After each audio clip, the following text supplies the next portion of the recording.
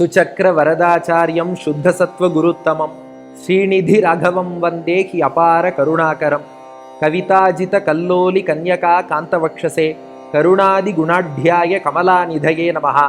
சங்கரா தொலைக்காட்சி நேயர்களுக்கு வணக்கம். புன்னகை ராமாயணம் ஒவ்வொரு ஸ்லோகமா அனுபவித்து வருகிறோம்.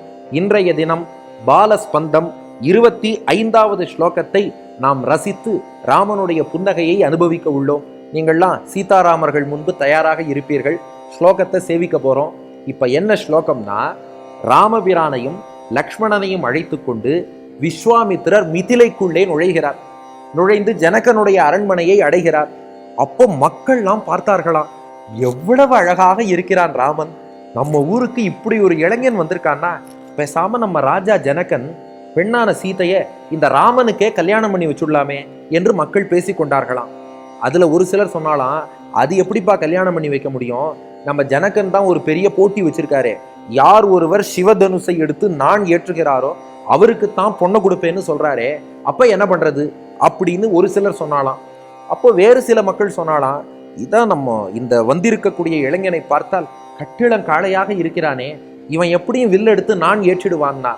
இன்னொரு சாரார் சொன்னா, அது எதுக்கு நான் ஏற்ற சொல்லணும், இந்த மாதிரி அழகா ஒரு மாப்பிள்ளை வந்திருக்காருன்னா ராமனே வந்து வில்லு இருக்கான்னு கேட்டாலும் வில்லெல்லாம் இல்ல மாப்பிள்ளை, எவ்வளவு அழகான மாப்பிள்ளை கிடைச்சிருக்கு, இந்தாங்கோ கல்யாணத்தை பண்ணுங்கன்னு சொல்லி ஜனகன் கல்யாணத்தை பண்ணுவாரா, அத்தை விட்டுட்டு வில்ல கொண்டு வந்து நடுவுல வைக்கிறதாவது என்று ஒரு சிலர் பேசி கொண்டார்களாம்.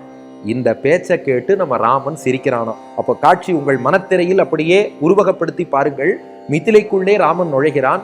மக்கள் ஒத்தரும் எவ்வளவு அழகான மாப்பிள்ளைங்கிறா, இன்னொரு சாரார் வில்லுல நான் ஏற்றணுங்கிறா, ஒரு சாரார் அதெல்லாம் எதுக்கு ஏற்ற சொல்லணும், நல்ல மாப்பிள்ளை கிடைச்சாருன்னா பொண்ணை கொடுப்பாரா, நடுவுல வில்ல கொண்டு வந்து வைக்கிறதாவதுங்கிறா.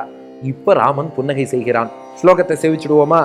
சௌந்தர்யஸ்ய விபூஷணம் விஜயதே சோயம் குமாரோ நவஹ சீதா சேயம் அமுஷ்ய பூஷணதயா ஸ்தாதும் தராம் அர்ஹதி மத்யே காமட பிருஷ்டதோபி கடினம் சைவம் தனுர் வர்த்ததே பாக்யாட்யா மிதிலா நுனேதி ஜனதா லாபான்னு மந்தஸ்மிதம் என்பதுதான் ஸ்லோகம். இப்போ இதன் பொருள் என்னன்னா, மக்கள்லாம் பேசுறாளாம், சௌந்தர்யஸ்ய விபூஷணம் விஜயதே.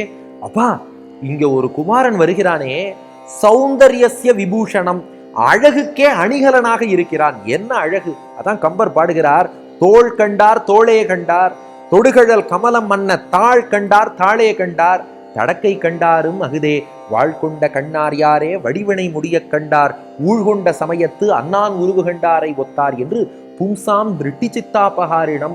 அப்படி நம் மனங்களையும் கண்களையும் கவர்ந்திருக்கக்கூடிய அழகு பார்த்தா மக்கள்லாம் அழகுக்கே அணிகலன் இவன்தான்னு சொன்னாலாம் ராமனை பார்த்து. மேலும் சொல்றா, சோயம் குமாரோ நவஹா, அழகான குமாரன். ஒரு 12 வயசு இருக்கும். ஏன்னா சீதா கல்யாணத்தின் போது ராமனுக்கு 12 வயசு, சீதைக்கு 6 வயசு. அதனால இவனுக்கு 12 வயது இருக்கும். எவ்வளவு அழகா, ஹேண்ட்ஸம் யூத்துங்கிறோமே, அப்படி அழகா இவன் வந்திருக்கானே. அழகுக்கு இவன் அணிகலன். இவனுக்கு ஒரு அணிகலன் சாத்தணும்னா சீத்தை தான் அணிகலன்னு சொல்லிட்டாளா மக்கள். சீதா சேயம் அமுஷ்ய பூஷணத்தையா ஸ்தாத்தும் தராம் அருகதி. இவனுக்கு ஒரு அணிகலன் வேணும்னா சீத்தையத்தான் அணிகலனா சேர்க்கணும்னா. ஏன்னா அணிகலன் என்பது நமக்கு அழகை இன்னும் கூட்டுவதா இருக்கணும். அப்ப இவரை விட பெருமை மிக்கதா எது இருக்கோ அதைத்தான் அவருக்கு அணிகலன் ஆக்க முடியும். அழகை விட வசந்தவரா ராமர் இருக்கார், அதனால அழகுக்கு அவர் அணிகலன். அப்ப ராமனை விட வசந்தவரா யாரா ஒருத்தர் இருந்தா அவளை ராமனுக்கு அணிகலன் ஆக்கலாம். பெருமாளை விட வசந்தவ யாருன்னா பிராட்டி, நம்ம அன்னை மகாலட்சுமி தான். அவள் தான் சீதையா வந்திருக்கா. அப்ப இவனுக்கு அணிகலனாக, இவன் திருமார்புக்கு அணிகலனாக அந்த சீதையை தான் அணிவிக்க வேண்டும். அப்ப சீதையை இவனுக்குத்தான் கல்யாணம் பண்ணி வைக்க வேண்டும். ஆனா என்ன பிரச்சனைனா, மத்தியே நடுவுல ஒரு பெரிய தடை ஒண்ணு வந்துருத்தே. என்னன்னா, காமட பிருஷ்ட தோப்பி. இந்த ஆமையினுடைய ஓடு இருக்கு பாருங்க, அது எவ்வளவு கடினமா இருக்கும். ஆமை ஓட்டை விட கடினமான ஒரு ஹார்டு வில். அந்த வில்லு வில்லன் மாதிரி நடுவுல வந்துடுத்தேங்கிறாளாம். மத்தியே காமட பிருஷ்ட தோப்பி கடினம் சைவம் தனுர் வர்த்ததே. அந்த சிவ தனுசுன்னு ஒண்ணு இருக்கே, அதை எடுத்து நான் ஏற்றினால் தானே இந்த கல்யாணம்ங்கிறது நடைபெறும். அதனால பாக்யாட்யா மிதிலா நுனேதி. இந்த மிதிலைக்கு பாக்கியம் கிடைக்குமா? இப்படி ஒரு மாப்பிள்ளை எங்க மிதிலைக்கு கிடைச்சா மிதிலை மக்களான நாங்கள்லாம் பெருமைப்படுவோம். ஆனால் பாக்கியம் கிடைக்குமா கிடைக்காதாங்கிறது எங்கள் கையில் இல்லையே, வில்லு கிட்டனா இருக்கு. இப்படி ஒரு வில்லு நடுவில் வந்துருத்தே, நம்ம ஜனகராஜா என்ன பண்ணணும்? ராமனே வந்து வில்லு இருக்கான்னு கேட்டாலும் மாப்பிள்ளை அதெல்லாம் ஒன்றும் இல்லைன்னு பேசாமல் பொண்ணை கொடுத்துடலாம். ஆனால் நம்ம ஜனகன் ஒத்துப்பாரா? எனக்கு என் வாக்குத்தான் முக்கியம், என் போட்டி தான் முக்கியம், பந்தயம் தான் முக்கியம், அறிவிப்பு தான் முக்கியம்னு சொல்லிட்டா என்ன பண்றதுன்னு ஜனங்கள்லாம் பேசிக்க, ராமா ஜனதாலாப்பான்னு மந்தஸ்மிதம், அவ பேச்சை கேட்டு நீ சிரிச்சியடா, அதைத்தான் வடுவூரில் காட்டுகிறாய்னார். ஏன் இங்க ராமன் சிரிச்சானா? ஜனங்கள்கிட்ட சொல்றானா, அதெல்லாம் ஒன்றும் கவலைப்படாதீங்க, வில்லெல்லாம் எடுத்து நான் ஏற்றி நான் கண்டிப்பா சீதையை மணந்து கொள்வேன், கவலையே படாதீர்கள்னு சொல்லும் விதமாக சிரித்தாயே, அதுதான் இந்த புன்னகை என்று தெரிவிக்கிறார் வில்லூர் சுவாமி. அப்போ இந்த ஸ்லோகத்தின் கருத்து ஜனங்கள்லாம் பேசிக்கிறா, அழகுக்கு அணிகலனா ராமன் இருக்கான், ராமனுக்கு அணிகலனாக சீதை தான் இருக்கணும், ஆனா அந்த திருக்கல்யாணத்துக்கு தடையா ஒரு வில் இருக்கேன்னு வருந்தினார். கவலைப்படாதீர்கள், என்கிட்ட வில் பவர் இருக்கு, அந்த வில் பவரை விட என்னுடைய வில் பவருக்கு பவர் அதிகம் என்று நீ உன் புன்னகையாலே தெரிவித்தாய் என்று சொல்கிறார் வில்லூர் சுவாமி. அப்போ 3 விஷயம். புன்னகைக்கான காரணம் என்னன்னா, மக்களிடம் தன்னுடைய உறுதியை ராமன் வெளிப்படுத்துறான். கவலைப்படாதீர்கள், நம்ம சங்கரா டிவி நேயர்களான நீங்கள்லாம் எப்படா சீதா கல்யாணம், புன்னகை ராமாயணம் ஆரம்பிச்சு கிட்டத்தட்ட 1 மாதம் ஆகிவிட்டதே, சீதா கல்யாணம் எப்போ வரப்போறதுன்னு சங்கரா டிவி நேயர்கள்லாம் காத்துட்டு இருக்கீங்க இல்லையா? நம்ம எல்லாருக்கும் சேர்த்து தான் ராமனுடைய புன்னகை. கவலைப்படாதீங்க, அடுத்து சீதா கல்யாணம் தான் வருகிறது, அவசியம் அனுபவிக்க போறோங்கிறத ராமன் புன்னகையாலே தெரிவிக்கிறார்.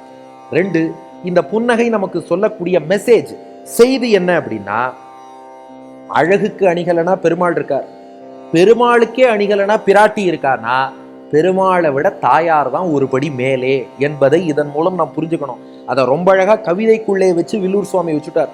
சீதாச்சேயம் அமுஷ்ய பூஷணத்தையா ஸ்தாத்தும் தராம் அருகதி. அப்போ எம்பெருமானை விட பிராட்டி அவளுடைய கருணை என்ன, நம்மீது அவள் காட்டக்கூடிய வாத்சல்யம் என்ன உள்ளிட்ட குணங்கள்ல எப்போதுமே தந்தையை விட தாயாருக்கு தானே அந்த பாசம்ங்கிறது அதிகம். அது போல மாதாதேவி தொமசி பகவான் வாசுதேவ பிதாமேன்னு தந்தையான வாசுதேவனை விட தாயாரான அந்த மகாலட்சுமி தாயார், அவளுக்கு நம்மீதான அந்த கருணை உள்ளிட்ட குணங்கள் அதிகரித்திருப்பதால் குணங்களால் பெருமாளை விட உயர்ந்து நிற்பவள் பிராட்டி. அது இந்த ஸ்லோகம் தெரிவிக்கக்கூடிய மெசேஜ். 3வதா, இந்த ஸ்லோகத்தை சொல்லி ராமனை வழிபட்டால் நமக்கு கிடைக்கும் பலன் என்ன? வாங்க ஸ்லோகத்தை சேவிச்சுட்டே பலனையும் பார்த்துடுவோம். சௌந்தர்யஸ்ய விபூஷணம் விஜயதே சோயம் குமாரோ நவஹ சீதாச்சேயம் அமுஷ்ய பூஷணதயா ஸ்தாத்தும் தராம் அர்ஹதி மத்தியே காமட பிருஷ்டதோபி கடினம் சைவம் தனுர்வர்த்ததே பாக்யாட்யா மிதிலானுனேதி ஜனதா லாபான்னு மந்தஸ்மிதம் என்று சொல்லி புன்னகை ராமனை வழிபட்டால் நமக்கு வாழ்வில் வரக்கூடிய தடைகள் எல்லாம் நீங்கும். அங்கே சீதா கல்யாணத்துக்கு தடை வில்லு முறிஞ்சே போச்சு. அதுபோல வாழ்க்கையில் என்ன தடைகள் வந்தாலும் தடைகளை ராமன் தகர்த்து நமக்கு அருள் புரிவான். நன்றி, வணக்கம்.